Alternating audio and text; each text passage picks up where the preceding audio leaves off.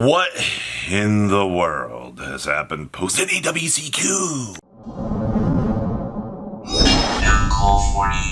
Make sure you guys smash the living crap out of that Gem Knights button so you guys don't miss out on more content. You know what's actually hilarious about this entire statement here? The fact that people are rushing out and picking up Gem Knight cards after seeing that the deck was one of the better going second decks in the course of the game out here. Now, I'm not going to say that we didn't see this coming, but I saw earlier last week a developing going second Gem Knight deck that looked crazy fun, man. Scatter Fusion is one of the best Yu-Gi-Oh cards ever printed. But I didn't see the Shaddoll Fusion package coming.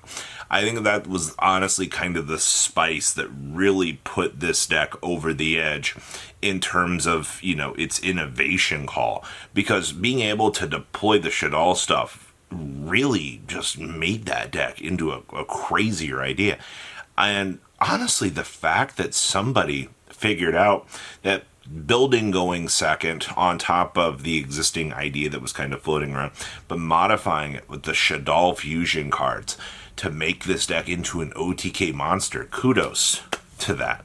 That was one of the biggest turning points of the NAWCQ, was the development of Gem Knights. And I mean, basically the inspiration for, you know, what in the world has happened here today is because people saw and learned that Gem Knights having this, the TCG version is as deadly as the OCG version. I mean, the OCG has Block Dragon, but, you know, you don't have to FTK with this package. You don't have to go down too crazy of a rabbit hole out here to push this deck in a game-winning position. You just need some sort of going second in your favor. Singingen and Wedju. I got the chance over the weekend to play against it was playing Singingen Wedju, the Millennium Package, but it was playing Orcust cards in it. Was that everything? It was Orcust. Oh no, there were Fiendsmith cards in too. So it was like Millennium, Orcust, Fiendsmith. Now you're probably like, how in the world do you fit that much garbage into a deck? You know, I thought the exact same thing when I played against it. But game one, the deck it went. You use the Millennium stuff to basically toggle into getting multiple bodies on the field, which basically, depending on how you open with that package, you have the ability to then make the dragon. And then as long as you can get to, you know, another 8, you can get into the rank 8 vampire. And then the vampire mills, 4 cards, which can get you into Orcust combo. And then, depending on how you also open, you can slap 2 more monsters together with the vampire, or 1 more with the vampire. And you can get full Fiendsmith combo out of it. There's a reason why Sengingen and Wedju Temple are on buyout status out here, literally like every other day, man. I understand, having watched this package play through, that, yeah, it might not be the most consistent thing in the world by, any stretch of the imagination, but it's enough that when you watch this package kind of play through, it's very interesting to see. And I think it's cool that the Millennium Package has opened up some very cool ideas for players to be able to test around with, because that's the kind of stuff that we eat up in the competitive side. So the Millennium Package, I mean, it did kind of miss its initial waves here, but the fact that you can do this now is pretty good. Number C104, I swear, every one of these what in the world happens here segments has to do with something happening to number C104 out here. And you guys know Vanquishal is multiple weeks away, but the kicker was, out of the NAWCQ this weekend, the deck actually performed. No way. Vanquishal was a good rogue challenger before it actually got its support. Wow. Yeah, TCG definitely. We didn't have to deal with the bogging down of the crazy thing here, but this card has gone even further beyond. We have now watched the Ultimate Rare hit 100 $130, people. It's $135 if you want a first edition near mint out here.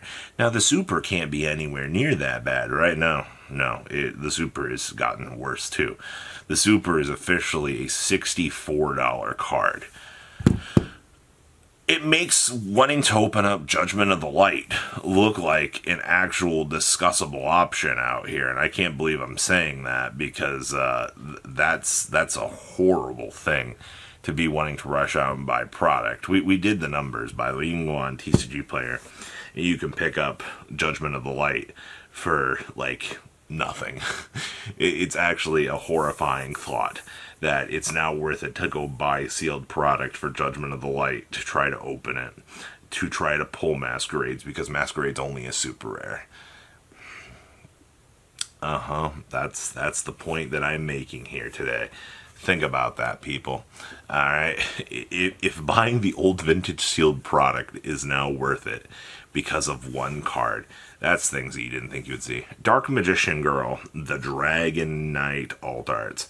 So, if you don't know, the Dark Magician Girl, the Dragon Knight Alt Art never got a QCR.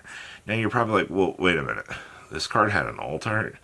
Surprisingly enough, I forgot that this thing also had an Alt Art. It came out of one of the Battles of Legends set, and it got the funky little name colors that absolutely everybody adores out here. I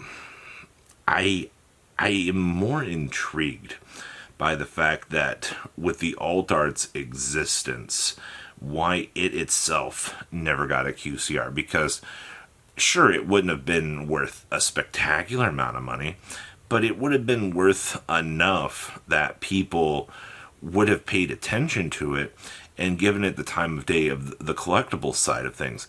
And now, a lot of these alt arts, depending on the version you want, are going for $5-10, depending on the version you want. Yeah, it has multiple printings, sure, but this is an oddity in the world of the collectibles to see that an alt art like this is really tipping the scales in such a, I would say, for a card that looks like it would be bulk, but it's also a Dark Magician Girl, so I mean, are you really gonna bulk it up?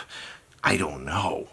It's one of those situations that you just look at and you go, okay, I can understand why this card is going up in some sort of value. It's so what in the world happened here segment, man. I don't know what in the world happened. Some Dark Magician Girl sympathizer, enjoyer, gooners like the card. We got the redemption replacement cards. Now you probably don't have any idea what these are, because I actually just kind of learned about these recently. So on TCG Player, we finally have a redemption replacement cards area. Now, this could have happened much earlier. I don't know.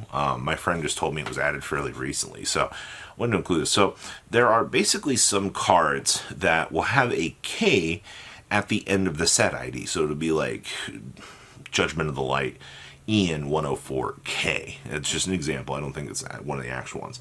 The K is supposed to stand for a corrected version of the card, which basically came off of a redemption that you could send into Konami and they could fix these cards for you. Now, are these spectacularly, broken and rare? I mean, it's to be seen, honestly, but there is actually a redemption page existing for these cards now that you can go check on TCG Player to be able to have. Probably just go on Google, type in redemption replacement TCG Player, and it should take you to the page, or at least close enough to the page on TCG Player to give you the option just to kind of look through this. It's one of those things that you don't really get the chance to know about. I'm not going to say it's the back doors of Yu-Gi-Oh, but it's definitely one of the cooler options that is sitting out there. So, what do you guys think about what in the world is happening here? I mean, NWCQ was a fun event, but it was just that. You guys have a good rest of your day, alright? Patrons! Thank you!